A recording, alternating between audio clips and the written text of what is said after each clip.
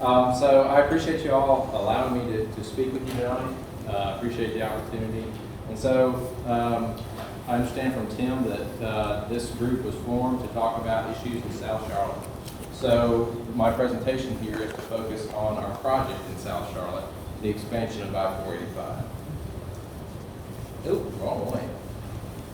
Okay, so tonight I'm going to talk about the purpose of our public meeting, to present an introduction to the concept of express lanes or managed lanes or hot lanes. If we say one basically or the other, we're considering them interchangeable tonight.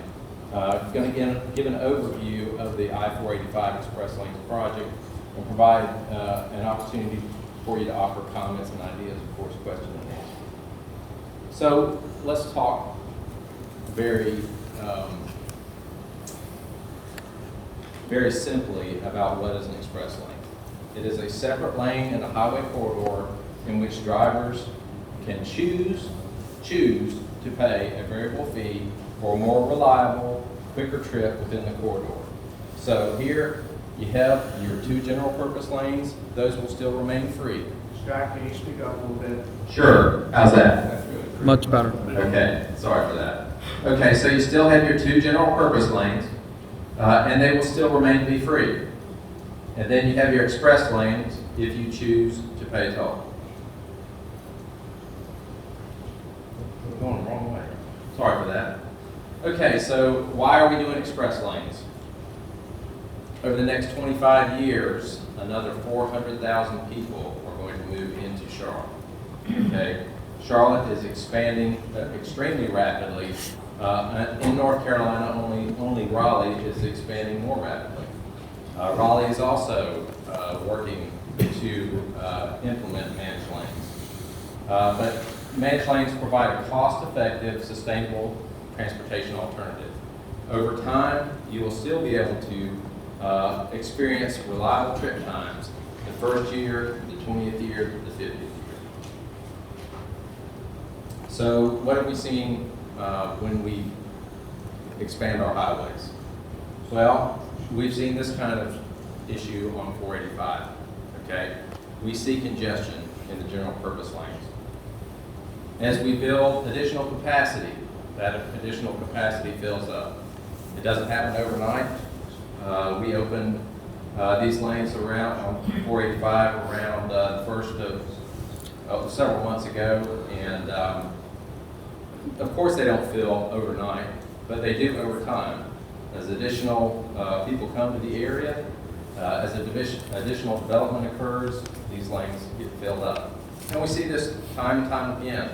I've worked in the transportation community for 26 years, and you build it and they will come.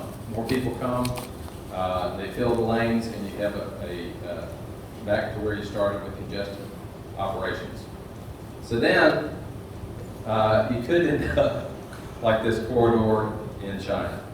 And we're not proposing, nor do we think we'll ever get there here on 485. But this can happen. This actually was a condition in China, and this traffic jam lasted actually for 10 days. So it was a bad situation. So again, where do we see express lanes happening around the nation? There are 27 different express lane projects in operation, and another 17 on the way around the nation. Where do we see them? We see them in high growth areas. So here you see the stars are the projects that are either open or in progress. And the dark blue areas, all of these areas, these little spots together account for 50% of the nation's population. So you can see that express lanes happen where there is a high and quickly growing population. As an engineer, this is one of my favorite graphs, okay? And what it shows is speed here on the vertical axis and vehicles per lane per hour on the horizontal axis. This just looks like a boomerang, called the boomerang curve. So you see in the green area, we all experience this on our freeways. You travel down the freeway and your traffic density, the number of cars in the lane, is fairly light, and you're moving along 65, 70 miles an hour, okay? And then you get closer into town, or you get closer to a more densely populated area, and more traffic merges in, gets into the general purpose lane.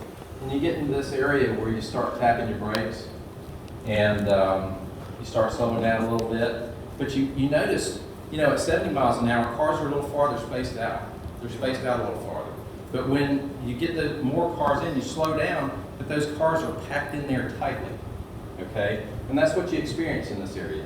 You get basically get to your maximum density of cars per lane per hour. But then more cars come in, okay? And more cars come in, and you get into the red part of this curve. And that's bad, because you're not able to sustain these speeds, nor are you able to sustain the throughput, okay? And this is what we call oversaturated conditions. This is where you reach your stop and go conditions, where you get your, as Bill Cox, one of our transportation planners in the area, calls the slinky effect. Because cars space out, they bunch up, they space out, they bunch up. And that's what you experience here. With managed lanes or express lanes, we basically delete the bottom of this curve. Because we use tolls, yes, we use tolls, bad word, I know, but we use tolls to delete the bottom of this curve, keep traffic operating at 45 or above, and keep the traffic density at 1,600, 1,800 vehicles per lane per hour. Keep that traffic moving instead of shutting down. So, getting on to the project. The project was developed, it began with the the fast lanes study that started in 2007, and looked at all of the major corridors in our area, 340 miles. It went through 3 different phases of a study and came down to several of our major corridors. And those major corridors are I-485 in the south, I-77, and this doesn't bifurcate the southern project and the northern project.